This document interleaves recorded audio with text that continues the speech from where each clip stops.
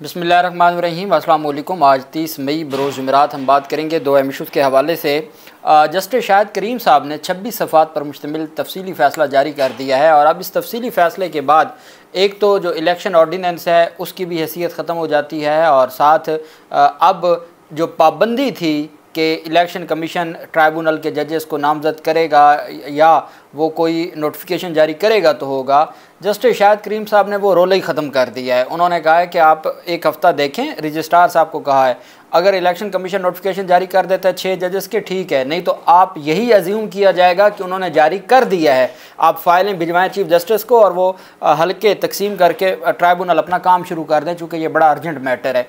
उस पर जो आखिरी पैराग्राफ है ना, उसमें 4 चीज़ें, 2 नोटिफिकेशन कलअदम करार दे दिए हैं। 26 अप्रैल का नोटिफिकेशन भी इलेक्शन कमीशन का कलअदम करार दे दिया है और 9 मई का नोटिफिकेशन भी ट्राइब्यूनल से मुतल्लिक कलअदम करार दे दिया है और 7 अहकामात भी जारी किए हैं। अहम तफसील है जो मैं आपके साथ शेयर करूँगा और साथ में आपको बताऊँगा कि रिटायर्ड जजेस को इलेक्शन ट्राइब्यूनल का जज मुकर्रर करने का जो ऑर्डीनेंस, मुबैना ऑर्डीनेंस है, चूँकि अभी तक ये ऑर्डीनेंस सामने नहीं आया, उसको लाहौर हाई कोर्ट में चैलेंज कर दिया गया है और कभी उम्मीद है कि ये मामला भी मुअज़्ज़ज़ अदालत में ही जस्टिस शाहिद करीम साहब के पास ही समाअत के लिए मुकर्रर होगा। उसके ऊपर भी हम बात करेंगे।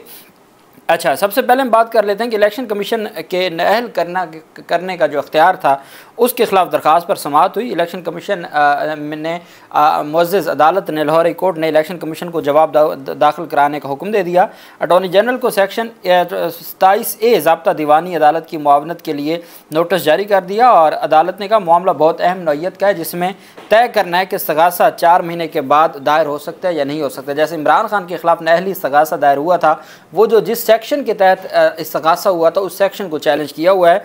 वफाकी हुकूमत ने जवाब में दरख्वास्त के काबिल समाअत होने पर इतराज़ लगाया। जस्टिस शाहिद करीम साहब ने समाअत की और अदालत ने दरख्वास्त को आइंदा हफ्ते ही समाअत के लिए मुकर्रर करने का हुक्म दे दिया। इलेक्शन एक्ट 2017 की सेक्शन 137 की शिक 4 आइन से मुतज़ाद है। इलेक्शन कमीशन के पास अदालती अख्तियार नहीं है, इसलिए इलेक्शन कमीशन किसी को नाअहल नहीं कर सकता। इलेक्शन कमीशन अदालती अख्तियारात नहीं इस्तेमाल कर सकता। इलेक्शन कमीशन बरह रास्त किसी को नाअहल करार नहीं दे सकता। अज़हर सदीक एडवोकेट साहब इसमें वकील थे और अदालत में अहम समाअत हुई है और अदालत की जानिब से जो है वो अगले हफ्ते इस दरख्वास्त को समाअत के लिए मुकर्रर करने का भी हुक्म दे दिया है। इलेक्शन कमीशन को जवाब जमा करवाने का हुक्म दे दिया और अटॉर्नी जनरल को मुआवनत के लिए तलब कर लिया है। दूसरा, पाकिस्तान तहरीक इंसाफ का जो बल्ले के निशान से मुतल्लिक और इंट्रा पार्टी इंतखाबात जो अब मार्च 2024 में हुए थे और सेक्शन 215 जिसके तहत किसी भी सियासी जमात से उसका निशान वापस लेने का मामला है, वो तमाम की तमाम अदालत में समाअत हुई। जस्टिस आबिद अज़ीज़ शेख साहब ने समाअत की और उसमें इतराज़ लगाए गए थे। इतराज़ात के साथ केस की समाअत की। अदालत ने रजिस्ट्रार ऑफिस का एतराज़ दूर करके दरख्वास्त को समाअत के लिए मुकर्रर करने का हुक्म दे दिया है और अदालत ने कहा यह मामला सुप्रीम कोर्ट ने हल नहीं कर दिया था। उस पर वकला ने कहा कि सुप्रीम कोर्ट ने कहा था कि इलेक्शन एक्ट की शिकों को चैलेंज नहीं किया गया और यहाँ अब हमने ना सिर्फ इलेक्शन एक्ट की शिकों को चैलेंज कर दिया बल्कि अब दोबारा इंतखाब भी हो गया और फिर वही इशू हमारे सर पे मुंडला रहा है। सुप्रीम कोर्ट के फैसले के बाद हमने मार्च में फिर से इंटर पार्टी इंतखाबात करवाए। इलेक्शन कमीशन ने फिर से सवालात उठाना शुरू कर दिए। अब हमने इलेक्शन एक्ट की मुतल्लिका शिकों को चैलेंज किया है। जस्टिस आबिद अज़ीज़ शेख ने दरख्वास्त पर बतौर इतराज़ समाअत की। रजिस्ट्रार ऑफिस ने दरख्वास्त के काबिल समाअत होने पर इतराज़ आयद किया था। दरख्वास्त लाहौर हाई कोर्ट में काबिल समाअत नहीं है, दरख्वास्त मुतल्लिका फोरम पर दायर करें, ये इतराज़ था जिसको दूर किया है अदालत ने। दरख्वास्त पाकिस्तान तहरीक इंसाफ और मुतअद्दिद PTI के मरकज़ी अहदेदारान की जानिब से दायर की गई। दरख्वास्त में वफाकी हुकूमत और इलेक्शन कमीशन को फ़रीक बनाया गया। आम इंतखाबात से कबल PTI से इंतखाबी निशान वापस लेना इलेक्शन कमीशन का गैर कानूनी अक़दाम था। पाकिस्तान तहरीक इंसाफ के इंटर पार्टी इलेक्शन के ख़िलाफ़ इलेक्शन कमीशन की कार्रवाई को कलअदम करार दिया जाए। इलेक्शन एक्ट का सेक्शन 215, 209 और 208 समेत दीगर को आइन से मुतसादम करार दिया जाए। इलेक्शन कमीशन को पाकिस्तान तहरीक इंसाफ के ख़िलाफ़ किसी भी किस्म की कार्रवाई से रोका जाए और PTI को बल्ले का इंतखाबी निशान दोबारा अलाट किया जाए, ये इस्तदाएँ थी। और रजिस्ट्रार ऑफिस ने कहा था कि ये दरख्वास्त इस्लामाबाद हाई कोर्ट में तो समाअत हो सकती है, लाहौर में नहीं हो सकती चूँकि सुप्रीम कोर्ट इसके ऊपर बात कर चुकी है। तो वो इतराज़ दूर करके दरख्वास्त को मेरिट पर समाअत के लिए जस्टिस आबिद अज़ीज़ शेख साहब ने मुकर्रर करने का हुक्म दे दिया। अब देखते हैं कि ये मामला जस्टिस आबिद अज़ीज़ शेख साहब ही सुनते हैं या जस्टिस शाहिद करीम साहब चूँकि इलेक्शन कमीशन से मुतल्लिक मामलात को देख रहे हैं वो सुनते हैं। दूसरी तरफ रिटायर्ड जजेस को इलेक्शन ट्राइब्यूनल का जज मुकर्रर करने का जो सदारती ऑर्डिनेंस है उसको लाहौर हाई कोर्ट में चैलेंज कर दिया गया है। लाहौर हाई कोर्ट में दरख्वास्त शहरी मशकूर हुसैन ने नदीम सरवर एडवोकेट की वसातत से दायर की है। दरख्वास्त गुजार ने कहा कि सदारती ऑर्डिनेंस बदनीयती पर मबनी है। ट्राइब्यूनल मुकर्रर करने से मुतल्लिक लाहौर हाई कोर्ट का फैसला आ चुका है। इस ऑर्डिनेंस का इतलाक इलेक्शन 2024 पर नहीं हो सकता, चूँकि 8 फरवरी 2024 ये जितना कुछ है ये 8 फरवरी 2024 के इलेक्शन से मुतल्लिक है। अब ऑर्डिनेंस का इतलाक माजी से नहीं हो सकता। दरख्वास्त में कहा गया कि अदालत सदारती ऑर्डिनेंस को गैर कानूनी और गैर आइनी करार देते हुए पिटीशन के हतमी फैसले तक इस ऑर्डिनेंस का अमल दरामद रोके। ये दरख्वास्त भी अब समाअत के लिए, अब चूँकि अभी तक ऑर्डिनेंस नहीं, गज़ट नोटिफिकेशन नहीं जारी हुआ, ये उस तरह के लिटिगेंट्स हैं जो हर जो मामला है उसको ख़राब करने के लिए फ़ाइल कर देते हैं, ताकि फिर जो असल जिनकी रेमेडी बनती है वो भी परेशान हो। बहरहाल चूँकि पाकिस्तान तहरीक इंसाफ इसको चैलेंज करेगी, आपको पता है सलमान अकरम राजा साहब इन तमाम मामलात को देख रहे हैं, वो उस वक्त चैलेंज करेंगे जब ये ऑफिशियल गज़ट में नोटिफिकेशन होगा। अभी तक नोटिफिकेशन नैब ऑर्डिनेंस का हो चुका है, इलेक्शन एक्ट का नहीं हुआ, चूँकि बहुत ज़्यादा कन्फ्यूजन है कि हम अदालतों को, और अब जो जस्टिस शाहिद करीम साहब का फैसला, जो अहम फैसला मैं आपके सामने शेयर करने जा रहा हूँ, उसके बाद तो बात ही ख़त्म हो जाती है। Salman Akram Raja versus election commission of Pakistan, ये 27/5 को फैसला सुनाया था, जिसका तहरीरी फैसला रिट पिटीशन नंबर है 28985/2024 2024 की, और उसमें अदालत ने, शाहिद करीम साहब ने इसमें जो रिट पिटीशन है रॉ उमर हाशिम खान, उसको भी डिस्कस किया है कि ये दोनों का इकट्ठा फ़ैसला सुनाया जाता है।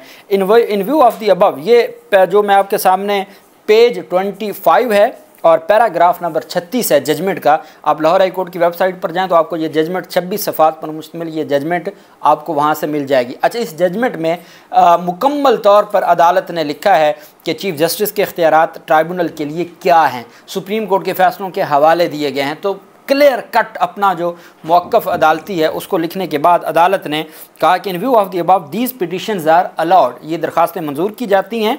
इन conclusion it is declared that, अब यहाँ से फ़ैसला जो एक पेज का है। पहली चीज़, in matters of appointment of election tribunals under section 140 of the act the opinion of a chief justice of a high court shall have primacy over a contrary view of election commission, कि अगर तो जो contrary view आ जाता है election commission और chief justice के दरमियान, तो चीफ जस्टिस की जो ओपिनियन है शैल हैव प्रीमिनेंस, वो उसको अहमियत दी जाएगी, उसको फौकियत दी जाएगी। And ECP is bound to appoint जजेस nominated by the chief justice, और इलेक्शन कमीशन बाउंड है, ड्यूटी बाउंड है कि वो चीफ जस्टिस के नामजद करदा जजेस को, जहाँ अगर कोई ऐसा डिफरेंस आ जाए तो वहाँ जो फौकियत होगी वो चीफ जस्टिस की राय को होगी, और चीफ जस्टिस के नॉमिनेट किए हुए जो नामजद जजेस हैं उनको अपॉइंट करना इलेक्शन कमीशन की ड्यूटी है।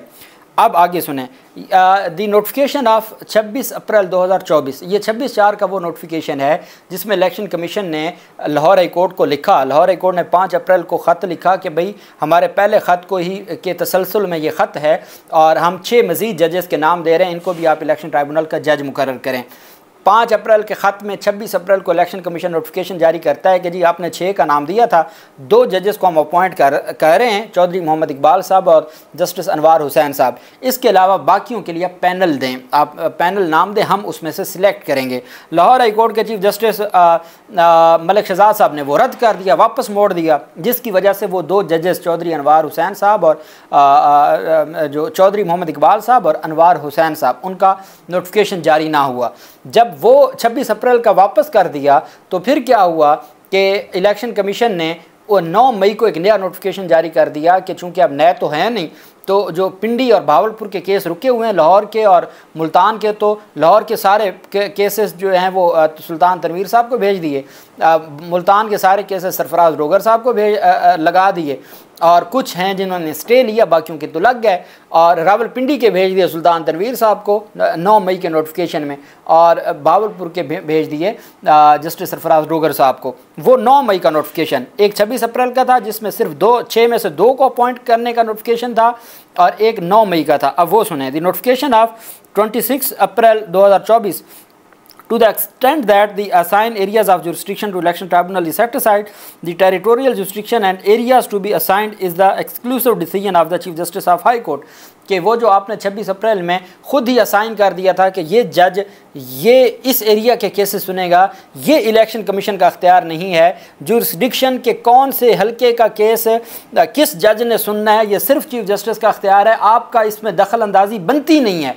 अब देखिए ना, ये बड़ी कॉमन सी बात है कि इलेक्शन कमीशन के फैसलों को चैलेंज किया जा रहा है, इलेक्शन कमीशन के रिटर्निंग अफसर की कारनामों को या इलेक्शन कमीशन के करवाए गए इंतखाब को चैलेंज किया जा रहा है। और अगर इलेक्शन कमीशन की मर्जी के जज हों, इलेक्शन कमीशन मर्जी के हल्के मर्जी के जजेस के पास भेजे, तो फिर तो ये शफाफ ट्रायल ना हुआ।